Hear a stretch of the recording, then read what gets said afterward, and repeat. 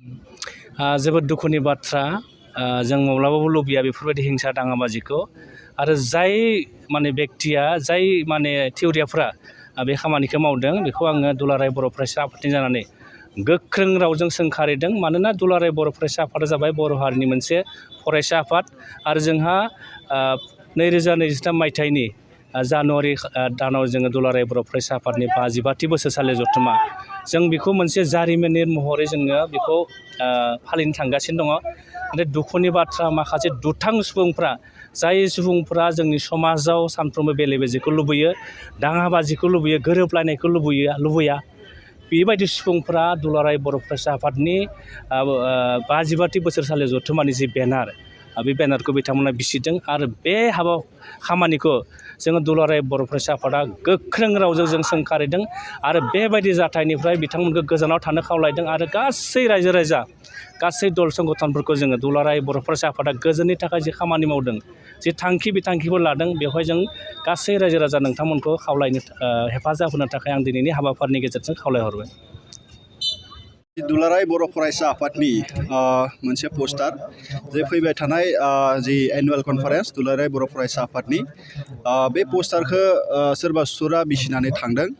तो उदालगुरि जिल्ला दुलाराय बर' फरायसा आफाद हिसाबै बेखौनो बुंनो नागिरो जे जाय बिथांमोना बे इलिगेल खामानिखौ मावदों बिथांमोना जाहाथे आयेननि नोजोराव बिथांमोना बेबस्थाखौ लाजायो आरो बेनि थाखाय डिमाकुसि दखरा दुलाराय बर' फरायसा आफादा इतिमध्ये बिथांमोना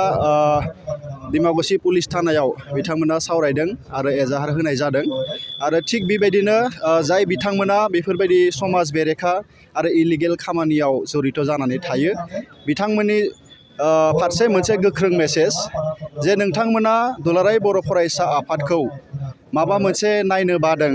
बा माबा मोनसे कनस्ट्राक्टिभ नोंथांमोना क्रिटिसिजमनि थाखाय जों अराय वेलकाम खालामो तो बिनि थाखाय जोंनि दखरायाव मावखुलिफोर दङ जिल्ला मावखुलि दङ बा गोबां माने दुलाराय बर' फरायसा आफादनि दैदेनगिरि बिबानगिरि बिथांमोन दङ बिथांमोनजों फैनानै नोंथांमोना गावनि जे बुंनांगौ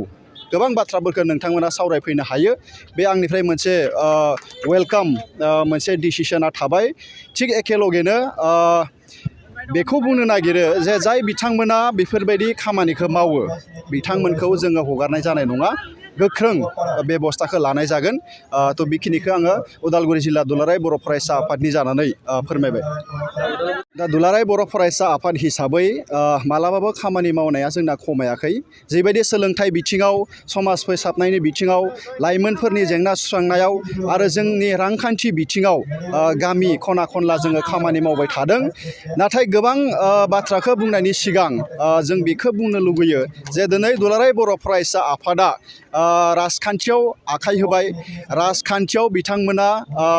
एसे राजखान्थि बेले बेजेयाव बिथांमोना हाबनानै थाबाय होननानै गोबां बिथांमोना सोंखारिनो नागिरो नाथाय बिथांमोना भारतनि संबिजितखौ नायदोंना नायाखै बिथांमोना एबसुनि संबिजितखौ फरायदोंना फरायाखै बेखौ बिथांमोना नायग्रोनो नांगोन आरो बिनि सिगां बिथांमोना बे तथ्यफोरखौ नायनांगोन जे दुलाराय बर' फरायसा आफादा गामियाव मा खामानि मावगासिनो दङ सोलोंथाइ बिथिङाव मा खामानि मावगासिनो दङ फोरोंगिरिफोरखौ लानानै मा खामानि मावगासिनो दङ मेलेमजिबि बिथांमोनखौ लानानै मा खामानि मावगासिनो दङ जोंनि समाज दानायाव जे दुलाराय बर' फरायसा आफादा मा बिहोमा होगासिनो दङ बेखौ बिथांमोना खोब माने ग्रासरुट लेभेलाव फैनानै नायफैनांगोन मानोना जोङो बाथ्राखौ गोबां बुंनो हायो जोङो ससियेल मिडियायाव बुंनो हायो जों सेटेलाइट निउसाव गोबां बाथ्राफोर बुंनो हायो नाथाय बेखौ फिथाइ थायहोनोबा जोङो ग्रासरुट लेभेलाव फैनानै रायजो राजानि सेराव फैनानै खामानिखौ मावफैनांगोन जाय खामानिखौ दिनै दुलाराय बर' फरायसा आफादा आखाइजों आथिंजों मावबाय थादों गसंथानानै मावबाय थादों जोङो वेब पर्टेलनि गेजेरजों जोङो सेटेलाइट निउस चेनेलनि गेजेरजों जोंनि हाबाफारिखौ मावफुंनाय जाया जों मोनसे एजेन्डाया जाहैबाय रायजो राजाखौ लानांगौ रायजो राजाजों सावरायमेल जथुमनांगौ सोलोंथाइ बिथिङाव जोङो फरायसाफोरखौ लानानै जे मेट्रिक आनजादाव बिथांमोना रिजाल्टखौ बोरै मोजां खालामनो जे जिखिनि बर'फोरनि मोन्थाय बेखौ बिख'नायाव रायजो राजाखौ लाफानानै बोरै सरकारजों सावरायनो मोनसे परिबेसाव जों बिख'नो हायो बेफोरबायदि खामानिखौ जोङो दुलाराय बर' फरायसाफोरा मावबाय थादों।